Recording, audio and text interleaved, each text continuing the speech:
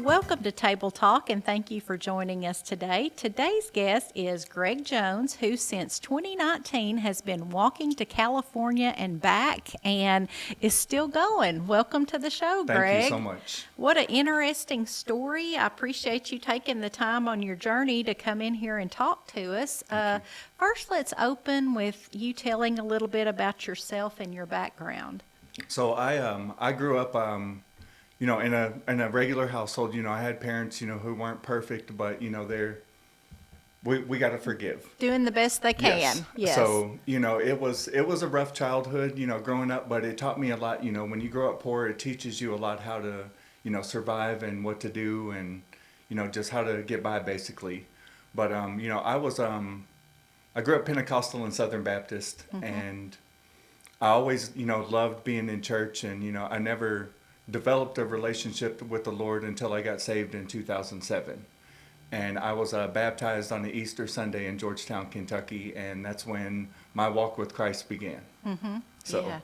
And so you've taken that walk quite literally. Tell our audience, I guess, you were just kind of working, doing your regular job and stuff, but you kind of felt like that God had something else in mind for you. Yes, so I was at home November 22nd, 2019, and I was a manager at Kroger, and I get home that night and I was asking God, I said, what can I do to reach out to people more, because I just felt convicted like I wasn't doing enough and stuck in one place.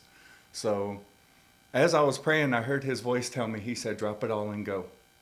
And that scared the living daylights out of me, but I got up the next morning after fighting with myself all night and quit my job, paid my roommates off every dime I had, and left walking with the clothes on my back. Wow, that is very brave.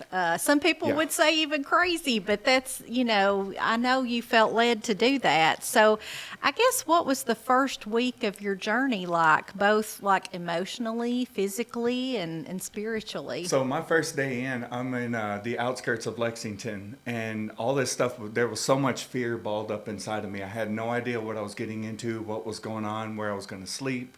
So I stopped in front of Thornton's gas station there in Hamburg to pray. And I said, God, I'm scared. I'm hungry. I'm tired. All this stuff was running through my head. And as I finished praying, y'all, I looked down in the ditch. There was a $20 bill sitting there. I moved up 10 more feet and picked up $140 and 20 scattered. 2 of them was sitting in a puddle of water right at the end. And I threw my praise up right there on the side of the road. He took all that fear that I had and reassured me that he had my back. I mean, completely gone out the window. All that fear was gone. And it was just, that reassurance right there gave me the confidence I needed, that little boost to keep pushing and keep pushing. And so I took off walking towards the mountains through Kentucky and then into Tennessee. And it was just, my first week, it was very kind of, even though, I seen that money, that affirmation, he had my back, I still had in the back of my mind, that little bit of fear, like, Oh, yeah. Every day, every step. But every day that passed, the people that I got to meet, because I'd go in and, meet people at restaurants and, little businesses and stuff like that and share my story. And God always, provided through them, like a channel, like they would always provide me with work to be able to help fund my ministry. And then, money, donations and money and stuff like that to help me out along the way. So as you're walking daily, I would think, none of us do that on a daily basis to that Yes. extent. What's your body going through at that point? Well, luckily, I was in shape and stuff at the time, but, going up those hills in the mountains was the hard part. That was like up and down and twists and turns and no room to walk on the side of the road. So I'd have to walk in the oncoming and step out of the way when a car came. So you started off with like a staff, and I read that you went through 2 or 3 of those, and then you felt like you needed to carry a cross. Yeah, that wasn't enough. That I felt like that staff wasn't reaching people enough as I was walking. And, it just, I knew I could do better. Yeah. And of course, that staff is kind of, or the cross is kind of a symbol and gets attention and Yes. gets you noticed. And that's what you're looking for, I guess, as far as that opens the door for you to be able to talk to people. Yes, definitely. It's a wonderful ministry tool to carry that cross, because people pull up and tell me their life stories, what they're going through, their struggles. A lot of people ask me why not record what I'm doing, is because of that reason, is because I'm not going to get out here and put people's business out into the world like that. It's not appropriate. Yeah, that's a good thing. And they're sharing with you and telling you things that probably they may tears have not told anyone. Yeah. Yes. So I guess I'm curious as to what was the most unexpected thing that happened to you along the way. The most unexpected thing, I would have to say, let's see, there's quite a few. Just growing stronger in my faith with the Lord. I never thought in a million years that I would be doing something like this and be able to be this close with Christ. It humbles you being out here doing what I'm doing, because I literally survive day to day what he provides. And it humbles you to where, I'm not materialistic. You don't see me wearing fancy jewelry or anything like that. It's not all about that. It's about doing what he's called me to do. Yeah. Along the way, I guess you've been able to touch a lot of people's lives. Is there someone in particular that comes to mind that you think maybe you've made a difference with? There's quite a few of them. And like on my cross, I have signatures of people that I've led to the Lord, pastors and stuff like that. But one of my favorites, one of my pastor friends in Alma, Georgia, at a Church of God there, we had met on the second time that I was coming back to Kentucky. And I get into the church, and he sees me over there drinking by the coffee station, and he says, "Greg," he said, "come here real quick and share your story with me one more time, refresh my memory." So I shared my testimony and my story with him, and he started crying. And I'm like, what did I do? I thought, what did I do wrong? I'm Right. So he started telling me, he said, "Greg," he said, "please don't take this the wrong way." He said, "but hearing your story makes me feel convicted, like I can do more and do better." He said, "will you please pray for me before service?" That was like, wow. To have a Right. pastor of a church ask you to pray for them before service is like unheard of. Yeah, that's true. And they're getting inspiration from you. Yes. So as you travel, you collect money and resources for the homeless and meet, I'm sure, many people in that situation. What has it been like to step into that world? Y'all, it's a whole nother world. I mean, there's, just like, out here in the real world, there's mental issues and drugs and stuff like that. But when you get into the homeless communities or the populations, it's a whole mix of emotions. I mean, you've got to be vigilant for one, because you don't know what that person's doing or what they're carrying, or you just never know. But to be out here and to hear their stories of what they're going through on the streets and why they're in that situation that they're in is very humbling. Because I could say, you know what, I'm in a bad situation or something, but look at what they're dealing with, and that's what keeps you humble. Does it kind of help you, I guess, be more compassionate as to their situation? I know sometimes people think that it's just people that won't work, and from what I've learned, that's not exactly the case. Yeah, because some of them have like mental disabilities and stuff like that, and some of them just need someone to listen to them, just to hear what they're going through, and they just need that ear to listen to. And it's amazing, just what you hear out here. People, like when I came through Gatlinburg, I met quite a few homeless that had lost their homes in the fire. And they were still out on the streets because they didn't have insurance or anything like that. And that was very, very sad to see.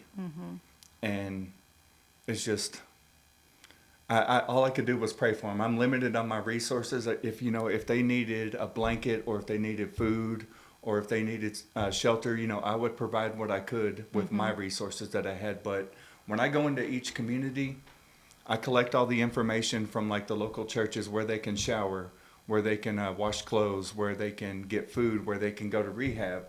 And I keep a list of all that stuff. Yeah, a lot of times it is just getting them in contact with local resources. And Yes. I guess you've seen in rural America, we have not had a homeless situation really, probably since the Great Depression.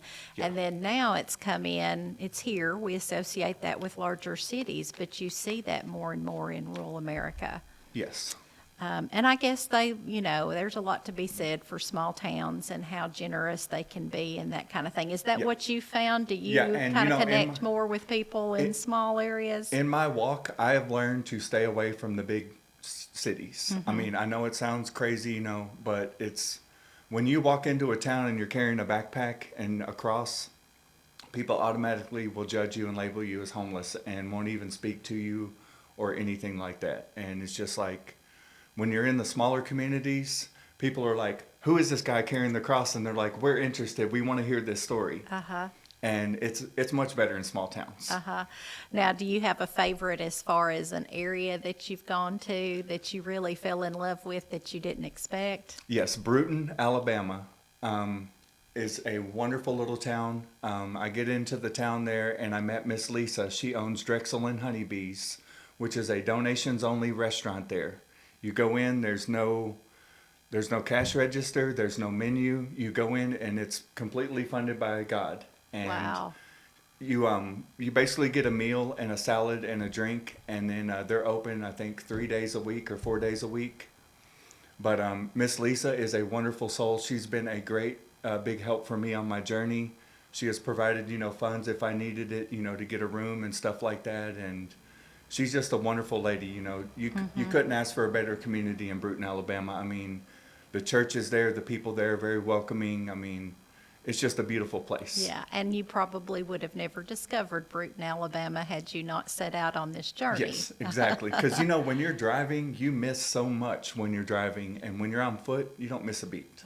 Yeah, you get the good, the bad, and all of it Yes. together. The heat, the cold, all of those things. Yes. Well, and of course, right now you're traveling in the hottest part of the summer. Do you find that more challenging than the cold part? Yes, because the heat, our global temperature right now is at, dangerously high levels and stuff right now. So the heat is not my number one choice. The humidity is mainly what gets me. Yes. Because out in the desert out west and stuff, walking out there, it's dry. There's no humidity period, and that's tolerable. But here it's like, I've got to pace myself a little more. I've got to stop and hydrate. I got to do that a lot more. So it kind of slows my walking down a little bit, but I'm on no time frame. So Yeah.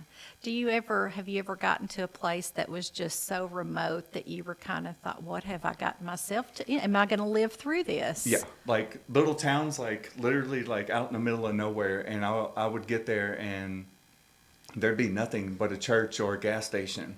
And I'm like, I got to keep going, even though, it's getting close to dark or something like that. Cause I don't usually walk at nighttime. Yeah. And there's been times, I've gotten into these little desolate towns and it's just like you could throw a rock across them. Yeah, from one side of town to the other. Literally. So Americans, all of us, are just kind of notoriously in search of more stuff constantly. What have you learned about your needs versus your wants, and share some insight with our audience about that? My basic needs is shelter, food, and then toiletries and clothing, of course. But I've learned, I had all that material stuff when I lived back in Lexington. I had all the TVs and computers and electronics and all that. And being out here, I'm not going to carry a TV with me. I'm not going to carry all that material stuff with me because that's too much weight. So that's why I travel very lightly. I carry 3 outfits, my toiletries and my gospel tracts. But being out here, you don't need jewelry and all that fancy stuff. You don't need all that. I mean, we need to be out here spreading the word and not focused on that, because that's how the devil draws us away from Christ, is through material objects. Yeah, that's a good point. That's an excellent point. So you were traveling actually during the pandemic. Was that an especially hard time where people That kind was of off, like don't come near? Yeah, that was very interesting. I'm trying to remember the name of the town I was in Georgia. Anyway, it was a big college city town. I think it was Athens, if I'm not mistaken. So I get to Athens and I get into this town and there is nobody on the streets. There's no cars out. And I'm sitting here thinking to myself, I'm like, Lord, did the rapture just start? I was like, oh my goodness, like what is going What on have I here? missed? So I turn on the news and see what's going on, and it made it so difficult for me at that time. Churches shut down, so it was hard for me to attend services and, be able to receive donations from people and stuff like that. And then just to go get something to eat was a challenge. Yeah, restaurants were closed Yeah, too. I had to walk through drive-throughs of restaurants, standing in between cars nervously, and waiting to get my food. And I have to sit outside and eat it on the curb because they closed lobbies down. And God somehow provided and made a way through all that. And it was just people would pull up to me on the road, holding their mask over their face and say, "Hey, we know who you are and what you're doing. Here's a donation." Or someone would put me to work, and yeah. Yeah, what is the most interesting job, I guess, that you've had along the way that has, appealed to you? That would have to be probably the most interesting job. Let's see. I got so many up here.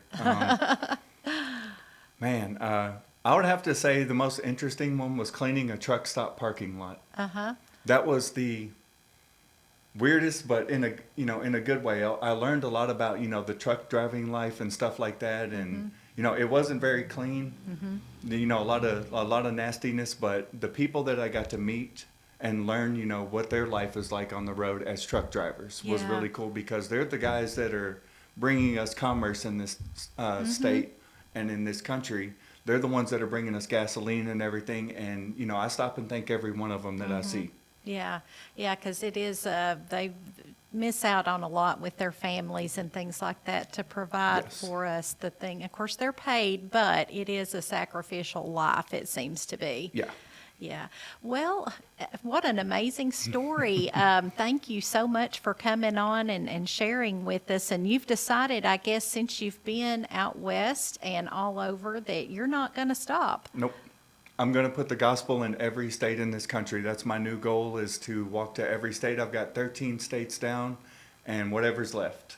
I don't know about Hawaii and Alaska yet, so Well, I'm where still there's a kinda will, there's a way. thinking about that one. It'd be sure two beautiful places to visit if you can get there in some way. Yes. Now, have you kind of missed home, or have you been in contact with your family very much? I do miss it, but the more that I think about it, the more that I miss being out here, being able to reach other people, because it's amazing. I mean, it is amazing when you have people coming up to you saying, "Thank you, I was having a bad day, and your story just made my day," and see the tears in the people's eyes and the joyful tears, and it's amazing. Like, I do miss home, but I don't think I'll ever go back. Yeah. Well, I know if our audience is curious to learn more about you, I was simply able to Google Lexington man. Kentucky man walking to California. Yeah, yeah, and there's lots of information about you out there. You've done lots of press and lots of interviews with people. Yes. So, And all to the glory of God. yeah, yeah. Well, that's wonderful. I'll say thank you to Greg Jones for joining us in that first segment. We'll be right back with Blaine Wiltshire telling us about the Great Bodies Car Show.